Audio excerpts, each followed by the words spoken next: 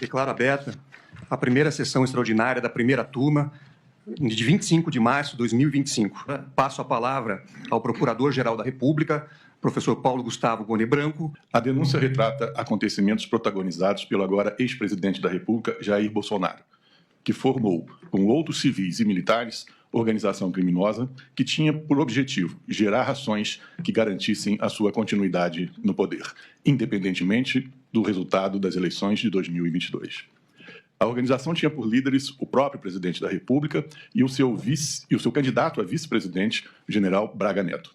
Todos aceitaram, estimularam e realizaram atos tipificados na legislação penal de atentado contra a existência e independência dos poderes e o Estado democrático de direito. Os delitos descritos na denúncia não são de ocorrência instantânea. Eles compõem uma cadeia de acontecimentos articulados para que, por meio da força ou da sua ameaça, o presidente da República, Jair Bolsonaro, não deixasse o poder, ou a ele retornasse, contrariando o resultado das eleições. A organização criminosa documentou o seu projeto e, durante as investigações, foram encontrados manuscritos, arquivos digitais, planilhas e trocas de mensagens, reveladores da marcha da ruptura da ordem democrática. O que se desejava era provocar sentimento de indignação e revolta nos apoiadores do então presidente. Buscava se tornar aceitável e até esperável o recurso à força contra um resultado eleitoral de derrota. Em julho de 2022, aconteceu outra etapa da execução do plano de golpe. O presidente da República convocou reunião ministerial para concitar ataque às urnas e a difusão de notícias infundadas sobre o seu adversário mais temido.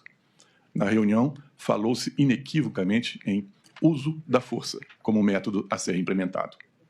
Também no mesmo mês, o presidente da República convocou embaixadores e representantes diplomáticos para verbalizar acusações sobre fraude no sistema da votação, todas elas já, desde logo, mostradas erradas e maliciosas. No âmbito do Ministério da Justiça, foram mobilizados órgãos de segurança para mapear lugares em que o candidato da oposição obtivera a votação mais expressiva no primeiro turno. A Polícia Rodoviária Federal foi levada a realizar, operações visando a dificultar o acesso tempestivo dos eleitores cadastrados a essas zonas eleitorais. A organização criminosa preparou material sabidamente inverídico sobre as urnas eletrônicas para divulgação em live realizada em 4 de novembro de 2022. Postergou a divulgação do relatório de fiscalização das Forças Armadas, que atestava a rigidez do processo eleitoral. E quando o relatório foi finalmente dado ao conhecimento geral, providenciou que o Ministério da Defesa lançasse, imediatamente, nota oficial, buscando minimizar as conclusões do documento.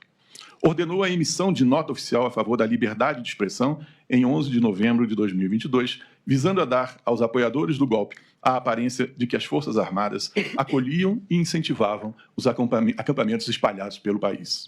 Nesses acampamentos, pedia-se insistentemente uma intervenção militar ou intervenção federal, eufemismos para a ruptura pela força do regime constitucional. Vale dizer, golpe. O grupo contava com influenciadores digitais, atacando em ambientes virtuais de impacto nos meios castrenses os oficiais generais que se opunham à quebra da legalidade. Está denunciado um general de excepcional prestígio na arma, que comandava batalhão de quides pretos e que aceitou executar ato formal de rebeldia contra a ordem constitucional que o presidente assinasse. Foram concebidas minutas de atos de formalização de quebra da ordem constitucional. O presidente da República à época chegou a apresentar uma delas, em que se cogitava da prisão de 2 ministros desta corte e do presidente do Senado Federal. Mais adiante, numa revisão, concentrou a providência na pessoa do ministro-presidente do Tribunal Superior Eleitoral. O ministro da Defesa também reuniu os comandantes militares para lhes propor ato consumativo de golpe, obtendo a adesão do comandante da Marinha e a recusa dos comandantes das outras 2 armas. Descobriu-se a esse propósito, em gabinete privado do ex-presidente, minuta de discurso em que ele anunciava as medidas excepcionais e depunha o governo legitimamente eleito, sob o argumento de que, aspas, a legalidade nem sempre é suficiente. As investigações revelaram aterradora operação de execução do golpe, em que se admitia até mesmo a morte do presidente da República e do vice-presidente da República eleitos, bem como de ministro do Supremo Tribunal. Os membros da organização criminosa estruturaram, no Palácio do Planalto, ataques às instituições, com vistas à derrocada do sistema de funcionamento dos poderes e da ordem democrática, seguindo o plano que recebeu o sinistro nome Punhal Verde e Amarelo. O plano se desdobrou em minuciosas, requintadas e perniciosas etapas. tinha no Supremo Tribunal Federal o alvo a ser neutralizado e cogitava da eliminação do presidente da República eleito. Outros planos encontrados na posse dos denunciados se somaram a este. Nele se buscava o controle total sobre os três poderes. Nele se dispunha sobre um gabinete central, que haveria de servir ao intuito de organizar a nova ordem em vias de ser implantada. Um deles se encerrava com esta expressiva frase: Lula não sobe a rampa. O plano contemplava emprego de meios explosivos, instrumentos bélicos e veneno. No dia 15 de dezembro de 2022, os operadores somente não ultimaram o combinado porque não conseguiram, na última hora, cooptar o comandante do Exército.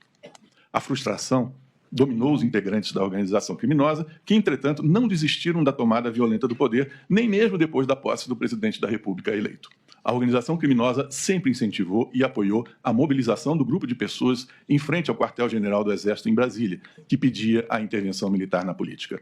Parte desse pessoal, na fatídica jornada de 8 de janeiro, desceu toda a avenida que liga o setor militar urbano ao Congresso Nacional, acompanhados e escoltados por policiais militares do Distrito Federal. O caso de invasão, destruição e brutalidades ocorridos em 8 de janeiro de 2023 têm sido analisados e julgados pelo Supremo Tribunal em diversos processos penais.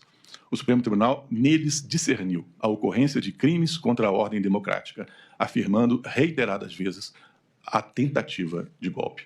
Tanto o artigo 359-L quanto o artigo 359-M do Código Penal tipificam o atentado contra as instituições democráticas. Portanto, a tentativa, até porque, como é evidente, golpes que se consumam não geram punição dos vitoriosos, essa tentativa é fato punível, descrito em lei.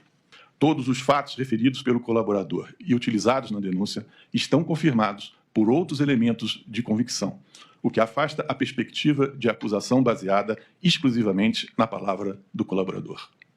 As centenas de denúncias foram recebidas pelo Supremo, recusando-se às nulidades reagitadas nestes autos. Em conclusão, senhor presidente, a denúncia está em condições de ser recebida, para que o processo penal tenha início e siga os seus trâmites devidos. É o que a Procuradoria-Geral da República pede agora. Muito obrigado.